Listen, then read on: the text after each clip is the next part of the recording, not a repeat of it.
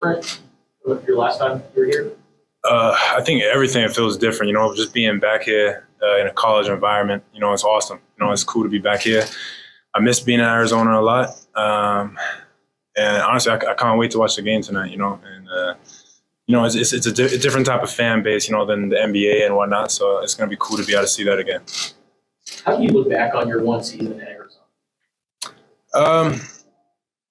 I miss it, I look back at it and I wish that COVID didn't prevent, us from missing out on games in the conference finals or whatever. So for me, I definitely miss it a lot. I miss playing in McKale, miss playing in front of the fans, all of it, being around my, best friends. I've been able to meet and have great friends with Mavericks, but, also being able to introduce them to my best friends with Arizona. So it's been amazing. So I miss it a lot. So from the time that you guys beat Washington in the Pac-12 tournament to when you were told the season's not going on, what was that time like for you?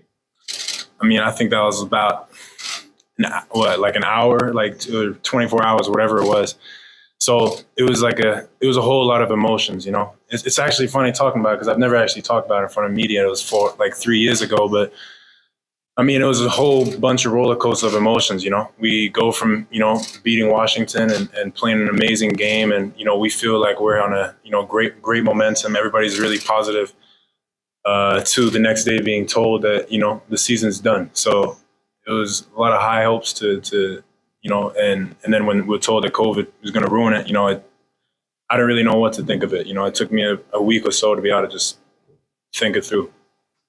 Where were you when you found out that you were getting inducted into the Ring of Honor? It was actually, it was right after the Olympics, actually, and I was obviously, super stoked about, winning the bronze medal at the Olympics. Came home and I was talking to Coach Murphy, and he was like, you're going to be in the Ring of Honor now, and I was like, wow, kind of lost for words. The first thing I did when I really, came here for the, my first unofficial visit, was a red and blue game. And then now I was looking at all the names up there. So now it's cool to be able to, see that. You talked about the roller coaster of emotions. I think that year Australia was dealing with some fires too. Yeah. So dealing with that back home, along with getting drafted in the first round, how do you just kind of summarize that one year? Yeah, I think it was a crazy year, from everything to go normal to COVID, and COVID went into my rookie season. But I never like to look at it as far as a standpoint as my class or, COVID affected everybody, no matter what the job was, no matter, whatever. So for me, it's hard to really look at it as how did COVID affect it, because it affected everybody. But, it definitely made my college experience different, definitely made my first year in the NBA different. And, obviously, I tried to do as much as I could my freshman year with the, fires in Australia. And, it was really cool to see, the fans be able to get behind that and help me out with that. But overall, I wouldn't have expected my freshman year to go out how it did, especially with COVID. So just happy where I am today. How would you describe your NBA career up to this point? Yeah, like I just said, obviously COVID had, a little bit of difficulties my rookie and start of my second year.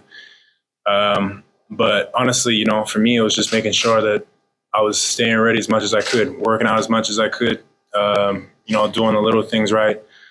I had a great group of veterans that are with me in the room right now who were able to, keep me level-headed. I was upset my first year. It was tough for me, going from playing a lot to playing absolutely nothing. So for me, it was about just staying level-headed and just continuing to work my game. And, I've always been a worker.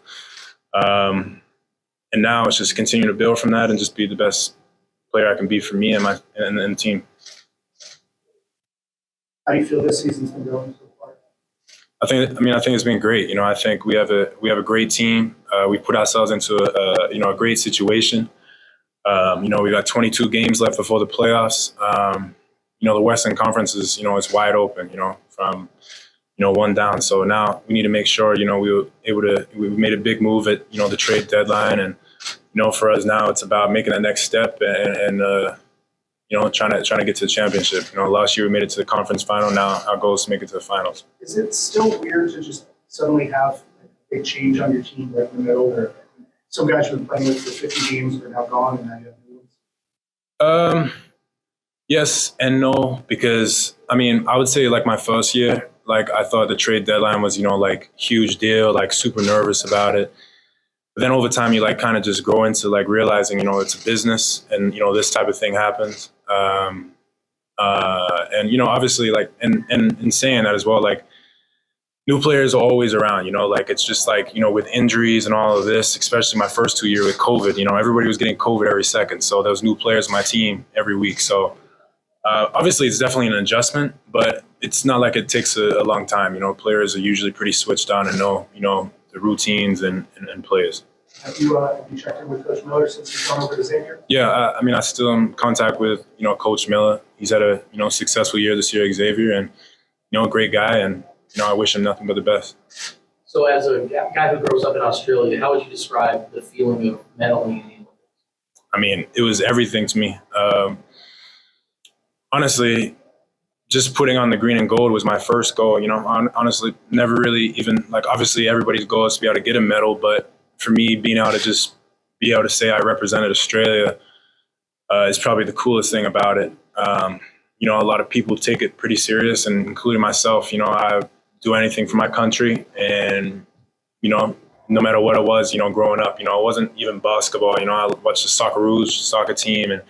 All these other people, just individual sports and everything like that at the Olympics, used to wake up at 3 a.m., watch it. So I would say just being able to put on a green and gold jersey, it was amazing. And then also being able to have veterans like Patty Mills and Joe Ingles and Della Vadova that, have been working 15 years, and to see like their tears of excitement and whatnot, it's motivating, especially for the younger guys to continue their tradition.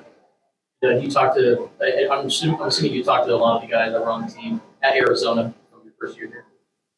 On the Australian team or the Arizona team? The guys from the UA, your first year at Arizona, you still talk to a lot of your teammates? Oh, yeah. I was with Zeke last night. We played the Nuggets last night. Zeke's coming here this weekend. Yeah, so, Nico's doing great. I talked to him a lot. I was able to spend a lot of good time with Nico at the Olympics in Tokyo, and he's doing well. Everybody's doing well, Corey's in here now, walk-on group for my class, Matt, Jake, all of them, So, I stay in contact with pretty much everybody on the team. CeeLo's coming here tomorrow. So, all great guys and, wish nothing but the best for all of them. And I love my time around them.